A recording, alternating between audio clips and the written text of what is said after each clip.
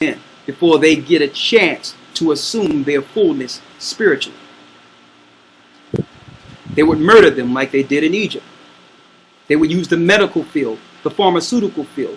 They would use all these different tactics to try to squash these elect that would come through time and awaken the people.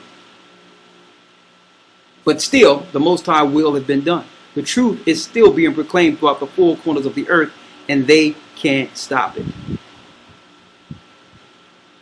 See? Finish reading. The rest of verse 9. Stood before the throne and before the Lamb, clothed with white robes and palms in their hands. And you get your white robe after baptism. And that's why Christ says that we cannot have our garments spotted. After baptism, the Most High absolves of all past sin and give us a white garment, crystal clean. Read. Verse 10. And cried with a loud voice, saying, Salvation to our God, which sitteth upon the throne, and unto the Lamb. And all the angels stood round about the throne, and the elders and the four beasts, and fell before the throne on their faces, and worshipped the Most High, saying, Amen, blessing and glory and wisdom and thanksgiving and honor and power and might be unto our power forever and ever. Amen.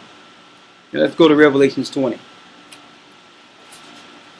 pick it up from where we left off at last week.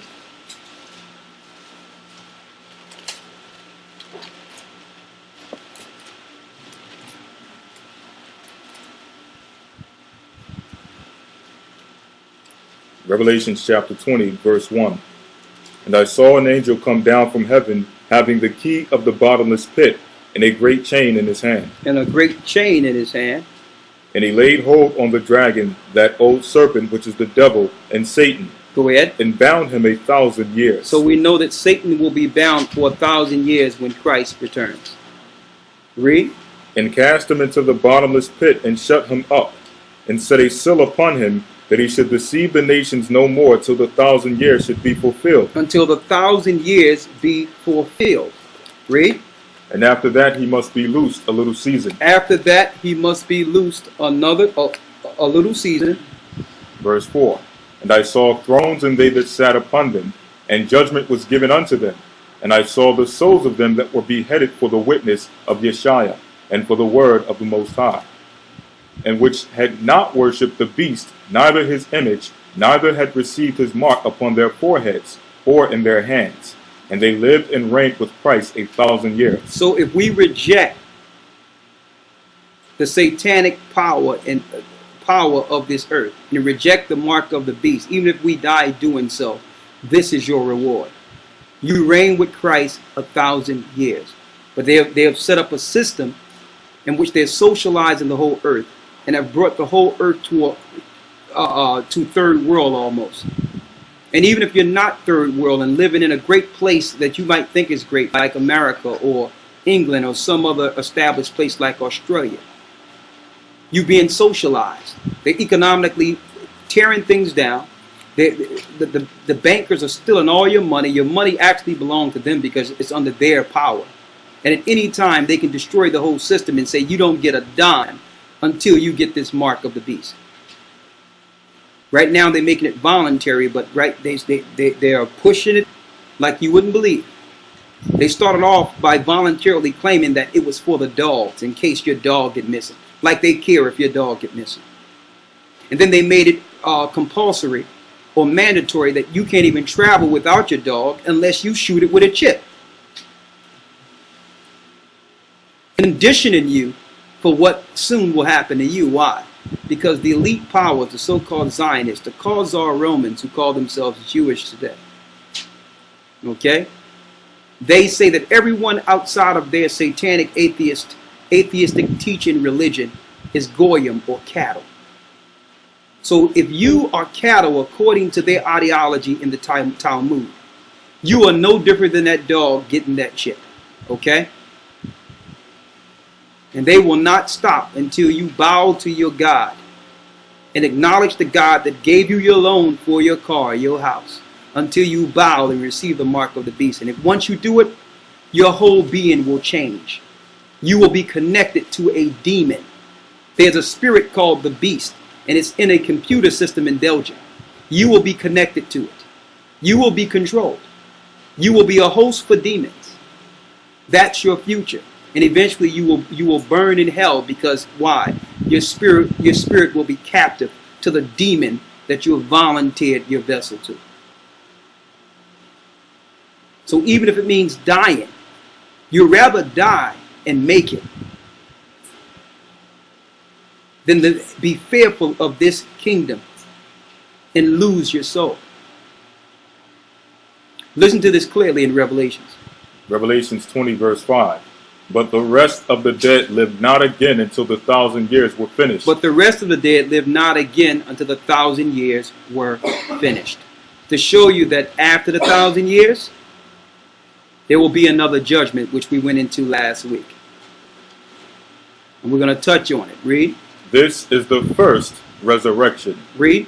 Blessed and holy is he that hath part in the first resurrection. So blessed is he that hath part in the first resurrection. Why? On such the second death have no power. Because if you in the first resurrection, then when the Most High called the souls to be judged at the end of the 1,000 years, you will not be a part of that judgment. You rather make it in the 1,000-year reign.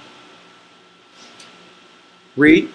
But they shall be priests of the Most High Ahiah and of Christ, and shall reign with him 1,000 years. And it's reigning under Christ's kingdom. Read. Verse 7. And when the 1,000 years are expired, When the 1,000 years are expired. Satan shall be loosed out of his prison. So here it is. Satan will be released at the end of the 1,000 years. So once Christ returns, he will bind Satan so there's no deceit in the earth. And after the 1,000 years, Satan will be loosed again. To do what? Verse 8. And shall go out to deceive the nations which are in the four quarters of the earth, Gog and Magog. So some, like a lot of the nations, if they turn to Satan and start worshiping their religions of the past, eventually they will be convinced to come against God's people again at the end of the 1,000 years. Read. To gather them together to battle, the number of whom is as the sand of the sea. Now we know the number of whom is the sand of the sea are the children of Israel. Hold and get Hosea 1 and 9 and let's prove that. So they're going to gather themselves against whom is the number of the sand of the sea, which cannot be numbered. Who is this number of the sands of the sea? Read. Hosea 1 verse 9. Then said the Most High, call his name Lo-Ammi, Lo-Amni, for ye are not my people, and I will not be your power. Yet the number of the children of Israel shall be as the sand of the sea. Read it again. Yet the number of the children of Israel shall be as the sand of the sea. The number of the name of the children of Israel shall be what? Shall be as the sand of the sea. The sand of the sea, read. Which cannot be measured nor numbered. Which cannot be measured nor numbered. And it shall come to pass that in that place where it was said unto them, you are not my people. And it's going to come to pass that in the same places that it was told to you, you are not my people. Like when you go to your preacher and say, do you know that the black people are the children of Israel? And they tell you it doesn't matter, you're black, you're ham. And those same lands that you were called something else by your oppressors. There it shall be said unto them. In that same land you shall know. You are the sons of the living power. You are the sons of the living God. That you were the chosen of all people on this earth. In the same land of your captivity. And it's speaking of the people who are numbered as the sand of the sea, letting us know that at the end of the 1,000 years, the nations who are deceived by Satan will come up against the elect. See? Read. Revelations chapter 20 verse 9. And they went up on the breadth of the earth, and compassed the camp of the saints about, and the beloved city.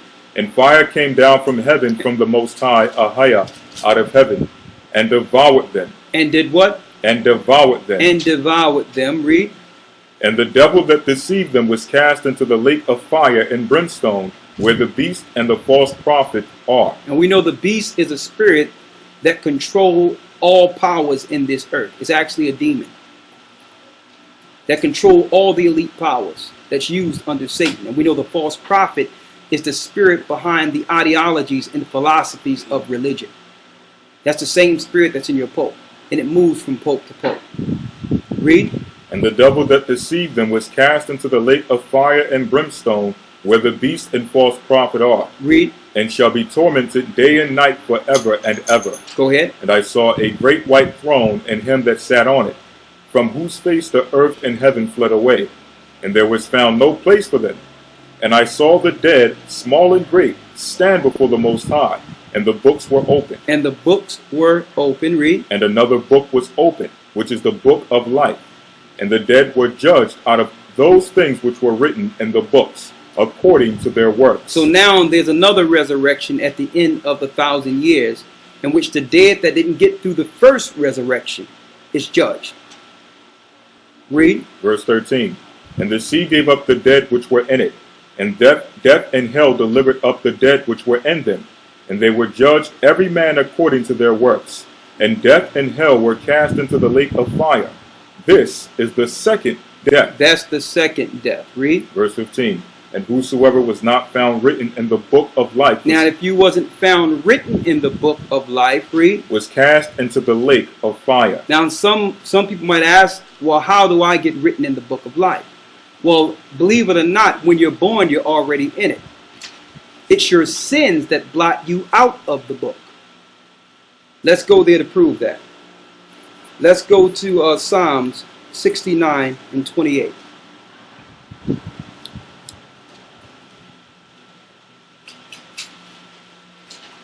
It's our sins that actually blot us out of the record. Book of Psalms chapter 69 verse 28. Let them be blotted out of the book of the living and not be written with the righteous. So if you're blotted out, that means you are what? You were once in it.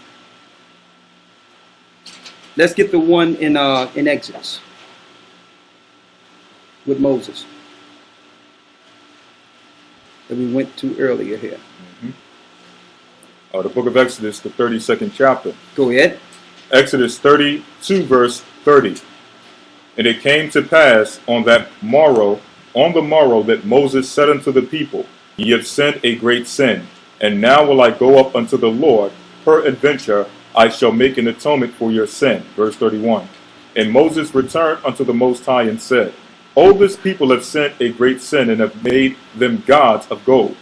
Yet now, if thou wilt forgive their sin, and if not, blot me, I pray thee, out of thy book which thou hast written. And the Lord said unto Moses, Whosoever hath sinned against me, him will I blot out of my book. So you're in the book, but sins blot you out. See? So when they open the books and judge, it's going to be based on who's written in the book. And that's the final judgment. And it's blessed is he that make it through the first resurrection, where the second death have no power. You'd rather go in without that final judgment. Let's get Revelations 22, 18 and 19. Revelations chapter 22 verse 18. For I testify unto every man that heareth the words of the prophecy of this book.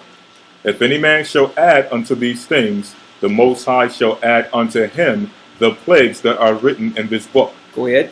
Verse 19. And if any man shall take away from the words of the book of this prophecy. And we know that Christians, through the NIV, through the New Translation, the Jehovah Witness Holy Scriptures, taking stuff out, this is their judgment. The Most High shall take away his part out of the book of life. That's crystal clear. You're not supposed to be changing the Most High's word. Now the Christian church, they made a decree with all these satanic ministers to tell all their members to get rid of the King James Version, and everyone pick up an NIV when the publishers of the NIV is the same people who publish the satanic Luciferian Bible. Right? Now let's get into it. What will happen? What about that change?